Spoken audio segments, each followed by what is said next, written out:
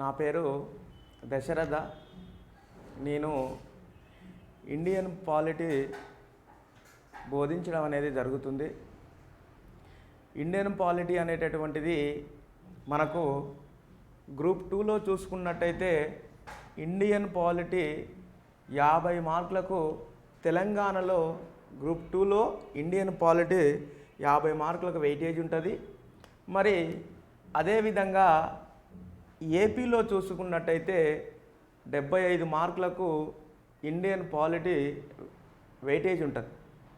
అదేవిధంగా ఎస్ఐ కానివ్వండి, కానిస్టేబుల్ కానివ్వండి, ఈ ఇండియన్ పాలిటీ అనేటటువంటి సబ్జెక్ట్ వచ్చేసి 20 నుంచి 25 మార్కులకు మనము పాలిటీ నుంచి మార్కులు ఆశించవచ్చు.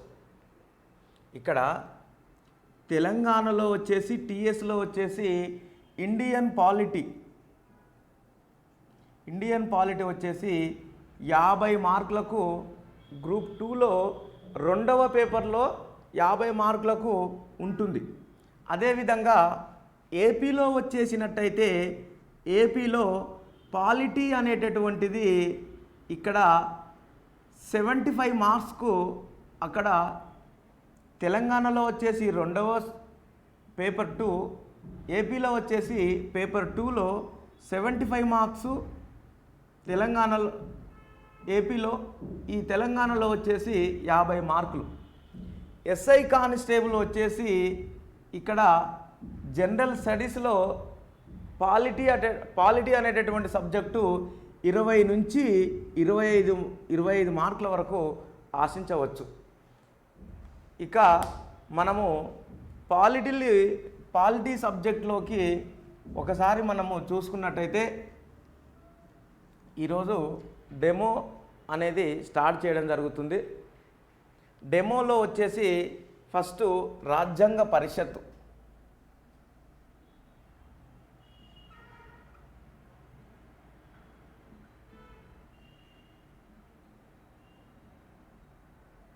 ఇది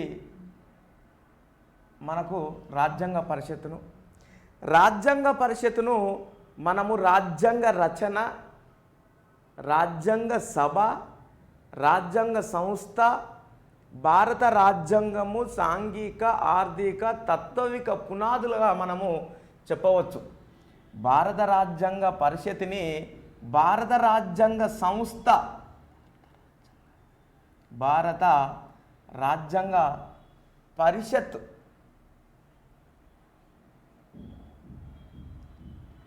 లేదా సంస్థ అంటాం. పరిషత్తు లేదా సంస్థ, దీన్నే భారత రాజ్యాంగ రచన,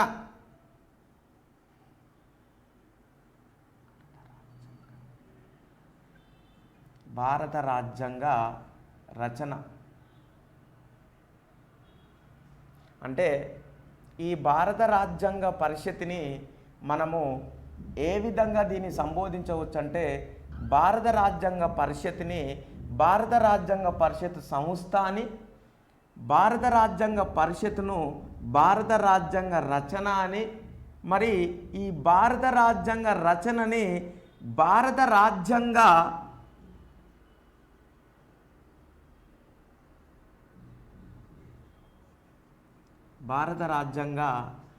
సాంఘిక,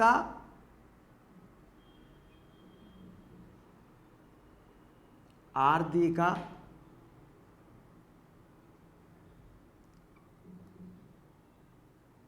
తత్విక పునాదులు. అంటే ఈ ఒక భారత రాజ్యాంగ పరిషత్తుకు ఉన్నటువంటి పేర్లని మనము చూసినట్లయితే భారత రాజ్యాంగ పరిషత్తును భారత రాజ్యాంగ పరిషత్ సంస్థ అనవచ్చు, భారత రాజ్యాంగ పరిషత్ సంస్థను భారత రాజ్యాంగ రచన అనవచ్చు, భారత రాజ్యాంగ రచనని భారత రాజ్యాంగ సాంఘిక, ఆర్థిక, తత్విక పునాదులని మనము ఈ ఒక్క లెసన్ని ఇన్ని విధాలుగా మనము సంబోధించవచ్చు. ఇప్పుడు మనము ఈ భారత రాజ్యాంగ పరిషత్ని ఏర్పాటు చేసుకోవడానికి కావలసినటువంటి అంశాలు ఏంటిది? అసలు ఒక దేశానికి రాజ్యాంగం అనేది ఎంతవరకు అవసరమో, ఆ రాజ్యాంగం అనేది ఒక దేశానికి ఏ విధంగా ఉపయోగపడుతుంది అనేటటువంటి దాన్ని మనము ఒక్కసారి అబ్జర్వేషన్ చేస్తే, ఇక్కడ ఒక దేశ ప్రజలని ఆ దేశ పాలకుల చేత పరిపాలించబడాలంటే ఫస్ట్ ఆ దేశానికి కావలసినటువంటిది రాజ్యాంగం కావాలి. మరి ఆ రాజ్యాంగము కావాలంటే ఫస్ట్ రాజ్యాంగము ఒక దేశాన్ని, ఆ దేశ ప్రజలని ఆ దేశ పాలకుల చేత పరిపాలించబడాలంటే ఫస్ట్ మనకు రాజ్యాంగం కావాలి. మరి ఆ రాజ్యాంగాన్ని మనము రచించుకునేటటువంటి సందర్భంలో ఏర్పడేటటువంటి సంస్థనే మనము రాజ్యాంగ పరిషత్తు లేదా రాజ్యాంగ పరిషత్తు సంస్థ లేదా రాజ్యాంగ పరిషత్తు రచన లేదా భారత రాజ్యాంగ పరిషత్తు సాంఘిక, ఆర్థిక, తత్వవిక పునాదులని మనం చెప్తాం. అంటే ఒక దేశాన్ని, ఆ దేశ ప్రజలని ఆ దేశ పాలకులు పరిపాలించాలంటే ఆ దేశానికి కావలసినటువంటి మౌలిక శాసనం ఏంటంటే రాజ్యాంగం. మరి ఈ రాజ్యాంగము అనేది ఆ దేశ ప్రజలని ఆ దేశ పాలకులు పరిపాలించాలంటే రాజ్యాంగం కావాలి. ఆ రాజ్యాంగాన్ని ఏర్పాటు చేసుకోవాలంటే ఫస్ట్ రాజ్యాంగ పరిషత్ ఏర్పాటు కావాలి. అలా ప్రతి దేశానికి ఒక రాజ్యాంగం కావాలి. ఆ రాజ్యాంగాన్ని రచించాలంటే ఆ దేశము రాజ్యాంగ పరిషత్తుని ఏర్పాటు చేసుకోవాలి. మరి మన భారతదేశము అనేది బ్రిటిష్ వాళ్ళ పరిపాలన ఆధీనంలోని 1600 సంవత్సరం నుంచి 1947 వరకు మన భారతదేశాన్ని పరిపాలించినటువంటి వారు ఎవరంటే బ్రిటిష్ వారు. మరి ఇక్కడ భారతదేశాన్ని 1600 సంవత్సరం నుంచి 1947 వరకు భారతదేశాన్ని పరిపాలించినటువంటి వాళ్ళు బ్రిటిష్ వాళ్ళు. ఈ బ్రిటిష్ వాళ్ళు ఈస్ట్ ఇండియా కంపెనీ భారతదేశాన్ని పరిపాలించింది. ఈస్ట్ ఇండియా కంపెనీ తదనంతరము భారతదేశాన్ని బ్రిటిష్ రాజు లేదా రాణి డైరెక్ట్గా వాళ్ళ పార్లమెంటులో చేసినటువంటి చట్టాలకు అనుగుణంగా భారతదేశాన్ని పరిపాలించడం జరిగింది. అంటే ఇక్కడ భారతదేశాన్ని ఈస్ట్ ఇండియా కంపెనీ పరిపాలించింది.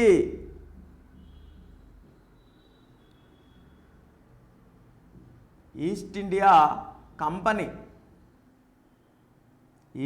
కంపెనీ తర్వాత ఇంగ్లాండ్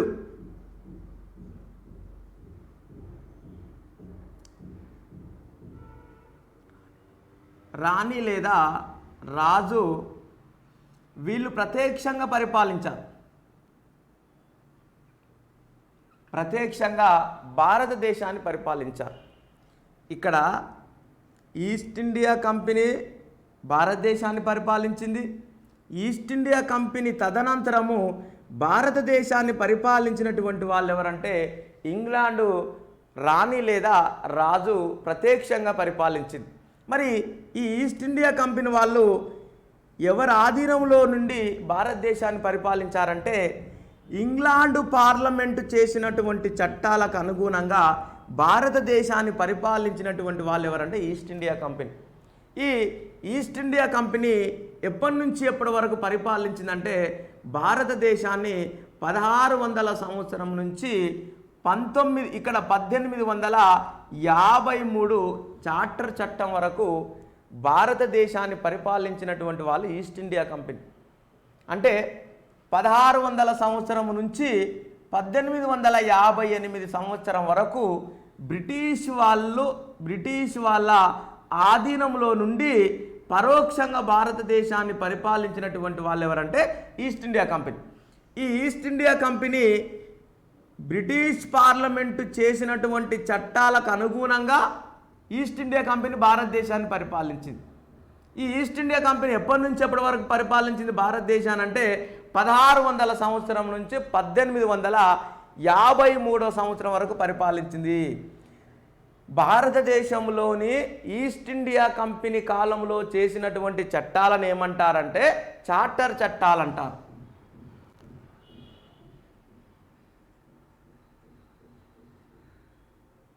చార్టర్ చట్టాలు. మరి భారతదేశాన్ని ఈస్ట్ ఇండియా కంపెనీ తదనంతరము భారతదేశాన్ని పరిపాలించినటువంటి ఇంగ్లాండు రాణి లేదా రాజు చేత పరిపాలించబడ్డప్పుడు భారతదేశంలో చేసినటువంటి చట్టాలు ఏమంటారంటే కౌన్సిల్ చట్టాలు అంటారు. కౌన్సిల్ చట్టాలు అంటే భారతదేశాన్ని 2 వర్గాలకు సంబంధించినటువంటి వాళ్ళు పరిపాలించడం జరిగింది. ఆ 2 వర్గాలు ఎవరంటే ఈస్ట్ ఇండియా కంపెనీ వాళ్ళు ఇట్లా ఇంగ్లాండ్ దేశానికి సంబంధించినటువంటి వాళ్ళు. ఇంగ్లాండ్ దేశంలోని తూర్పు ప్రాంతానికి చెందినటువంటి వాళ్ళు ఈస్ట్ ఇండియా కంపెనీ వాళ్ళు. ఈ తూర్పు ప్రాంతానికి చెందినటువంటి వాళ్ళు 18 మంది వీళ్ళు వ్యాపారవేత్తలు. ఈ 18 మంది ఈ వ్యాపారవేత్తలు ఏం చేశారంటే బ్రిటిష్ రాణి ఎలిజబెత్ రాణి ఆమోదంతో ఇక్కడ ఈస్ట్ ఇండియా కంపెనీ అనేటటువంటి వాళ్ళు ఇంగ్లాండ్లోని తూర్పు ప్రాంతానికి చెందినటువంటి వాళ్ళు. ఈ తూర్పు ప్రాంతానికి చెందినటువంటి వాళ్ళు భారతదేశాన్ని ఎందుకు పరిపాలించుకున్నారు అంటే భారతదేశాన్ని పరిపాలించాలి, భారతదేశానికి వాళ్ళు రావడానికి కారణం ఏంటంటే సుగంధ ద్రవ్యాలు. ఇక్కడ ఈస్ట్ ఇండియా కంపెనీ వాళ్ళు మొట్టమొదటిసారిగా వాళ్ళు వర్తక వ్యాపారం చేసుకోవడానికి భారతదేశానికి రావడం జరిగింది. మరి ఈ వర్తక వ్యాపారం చేసుకోవడానికి భారతదేశానికి ఈస్ట్ ఇండియా కంపెనీ వాళ్ళు వచ్చిర్రంటే మరి వీళ్ళకంటే ముందు ఎవరన్నా వచ్చారంటే వీళ్ళకంటే ముందు భారతదేశానికి పోర్చుగీస్ వారు వచ్చారు. మరి ఈ భారతదేశానికి వచ్చినటువంటి పోర్చుగీస్ వారు, ఆ తర్వాత డచ్చి వారు, ఆ తర్వాత ఇక్కడ ఆంగ్లేయులు, వీళ్ళు ఇంగ్లాండ్ దేశానికి చెందినటువంటి వ్యక్తులే. ఇంగ్లాండ్ దేశానికి తూర్పు ప్రాంతానికి చెందినటువంటి వాళ్ళు 18 మంది సభ్యుల బృందము భారతదేశంలోని వ్యాపార కార్యక్రమాలను నిర్వర్తించుకోవడానికి ఈ పోర్చుగీస్ వారు డచ్చి వారు ఏ విధంగా అయితే వచ్చిర్రో భారతదేశంలో ఉన్న ఇక్కడ ఈ తూర్పు ఈస్ట్ ఇండియా కంపెనీ వాళ్ళు భారతదేశంలో వ్యాపారం చేసుకోవడానికి రావడం జరిగింది. మరి మూడోసారి భారతదేశానికి వచ్చినటువంటి వాళ్ళు ఎవరంటే ఆంగ్లేయులు. తర్వాత నాలుగోసారి వచ్చినటువంటి వాళ్ళు ఎవరంటే ఫ్రెంచి వారు. అంటే ఇక్కడ మనకు పోర్చుగీస్ వాళ్ళు భారతదేశానికి సముద్ర మార్గానికి అనుకున్నటువంటి వాస్కోడి గ్రామ పోర్చుగీస్ దేశానికి చెందినటువంటి సముద్ర నావికుడు. అంటే సముద్ర ప్రయాణం చేసుకుంటూ భారతదేశానికి రావడం జరిగింది. మరి భారతదేశానికి మొదటిసారిగా వచ్చి చిట్ట చివరిగా వెళ్ళిపోయినటువంటి వాళ్ళు ఇట్లా పోర్చుగీస్ వాళ్ళే. 1961వ సంవత్సరంలోని గోవాను భారతదేశానికి అప్పజెప్పి మొదటిసారిగా వచ్చి చిట్ట చివరిగా వెళ్ళిపోయినటువంటి వాళ్ళు పోర్చుగీస్ వాళ్ళు. కానీ భారతదేశాన్ని ఎక్కువగా పరిపాలించినటువంటి వాళ్ళు ఎవరంటే ఆంగ్లేయులు. మరి ఈ ఆంగ్లేయులు భారతదేశానికి ఎప్పుడు వచ్చారంటే 1600 సంవత్సరము డిసెంబరు 31వ తారీఖు నాడు భారతదేశానికి ఈ ఈస్ట్ ఇండియా కంపెనీ అనేటటువంటి ఒక సంస్థ భారతదేశానికి వ్యాపారం చేసుకోవడానికి రావడం జరిగింది. మరి ఈ 1600 సంవత్సరంలో వచ్చినటువంటి ఈస్ట్ ఇండియా కంపెనీ 1599వ సంవత్సరంలోని ఇంగ్లాండు రాణి లేదా రాజు ఆమోదం తీసుకొని, అంటే వీళ్ళు 1600 సంవత్సరము డిసెంబర్ 31వ తారీఖు నాడు భారతదేశానికి రావడం జరిగిందని మనం చెప్తున్నాం. కానీ ఈ ఈస్ట్ ఇండియా కంపెనీ అనేటటువంటి 18 మంది వ్యాపారవేత్తలు భారతదేశానికి రావడానికంటే ముందు వీళ్ళు బ్రిటన్లోని ఎలిజబెత్ రాణి దగ్గర అనుమతి తీసుకోవడం జరిగింది. 1599వ సంవత్సరంలోనే భారతదేశానికి వర్తక వ్యాపారం చేసుకోవడానికి ఈ తూర్పు ఈస్ట్ ఇండియా కంపెనీ అనేటటువంటి 18 మంది సభ్యుల బృందము ఫస్ట్ ఎలిజబెత్ రాణితోటి పర్మిషన్ తీసుకోవడం జరిగింది. 1600 సంవత్సరంలో భారతదేశానికి ఈస్ట్ ఇండియా కంపెనీ వాళ్ళు వచ్చారు.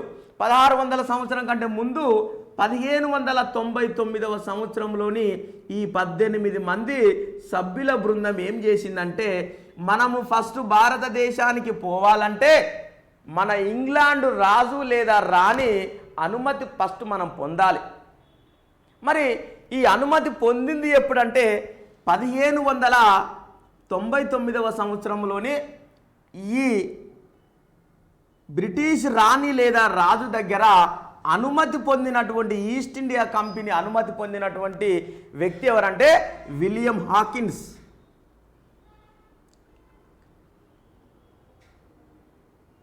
ఈ విలియం హాకిన్స్ అనేటటువంటి వ్యక్తి ఈస్ట్ ఇండియా కంపెనీ తొలి యజమాని. ఈ ఈస్ట్ ఇండియా కంపెనీ తొలి యజమాని ఏం చేసిందంటే 1599వ సంవత్సరంలోని బ్రిటిష్ రాణి లేదా రాజు మొదటి ఎలిజబెత్ దగ్గర పర్మిషన్ తీసుకున్నాడు. పర్మిషన్ తీసుకొని ఏం చేసినట్టే 1599లో పర్మిషన్ తీసుకొని 1600 సంవత్సరంలోని ఈస్ట్ ఇండియా కంపెనీ భారతదేశానికి రావడం జరిగింది. మరి ఈ 1600 సంవత్సరంలో ఈస్ట్ ఇండియా కంపెనీ భారతదేశానికి వచ్చే ముందు భారతదేశాన్ని పరిపాలిస్తున్నటువంటి చక్రవర్తి ఎవరంటే జహాంగీర్. భారతదేశానికి ఈస్ట్ ఇండియా కంపెనీ 1600 సంవత్సరంలో వచ్చింది. 1600 సంవత్సరంలో భారతదేశానికి వచ్చినటువంటి ఈస్ట్ ఇండియా కంపెనీ ఆ 1600 సంవత్సరంలో భారతదేశాన్ని పరిపాలిస్తున్నటువంటి చక్రవర్తి ఎవరంటే జహాంగీర్. ఆ జహాంగీర్ నుంచి అనుమతి పొందినటువంటి కంపెనీ ఈస్ట్ ఇండియా కంపెనీ. మరి ఈ ఈస్ట్ ఇండియా కంపెనీ భారతదేశానికి వ్యాపార రీత్యా భారతదేశానికి వచ్చింది. వ్యాపారం చేస్తూ చేస్తూ చేస్తూ వాళ్ళు ఏం చేసిరంటే భారతదేశంలో ఉన్నటువంటి రాజుల అంటే భారతదేశాన్ని పరిపాలిస్తున్నటువంటి పాలకుల మధ్య వీళ్ళు చిచ్చు పెట్టడం జరిగింది. అంటే వీళ్ళు భారతదేశ పరిపాలన అంతర్గత పరిపాలన వ్యవహారాల్లో జోక్యం చేసుకోవడము, ఆ జోక్యం చేసుకున్న తదనంతరము భారతదేశం అంటే ఆనాడు మన భారతదేశంలో ఉన్నటువంటి రాష్ట్రాలను పరిపాలిస్తున్నటువంటి రాజుల మద్దతు పొందడము, ఇట్లా భారతదేశాన్ని వీళ్ళు వ్యాపారం చేసుకుంటూనే భారతదేశంలో కొన్ని ప్రాంతాలను వీళ్ళు ఆక్రమించుకోవడం జరిగింది. అలా ఆక్రమించుకొని భారతదేశాన్ని 1600 సంవత్సరంలో డిసెంబర్ 31వ తారీఖు నాడు వీళ్ళు ఈస్ట్ ఇండియా కంపెనీ స్థాపించడం జరిగింది. వీళ్ళ ఈస్ట్ ఇండియా కంపెనీ మొట్టమొదటిసారిగా గుజరాత్లోనే ఏర్పాటు చేశారు. వీళ్ళు ఈస్ట్ ఇండియా కంపెనీ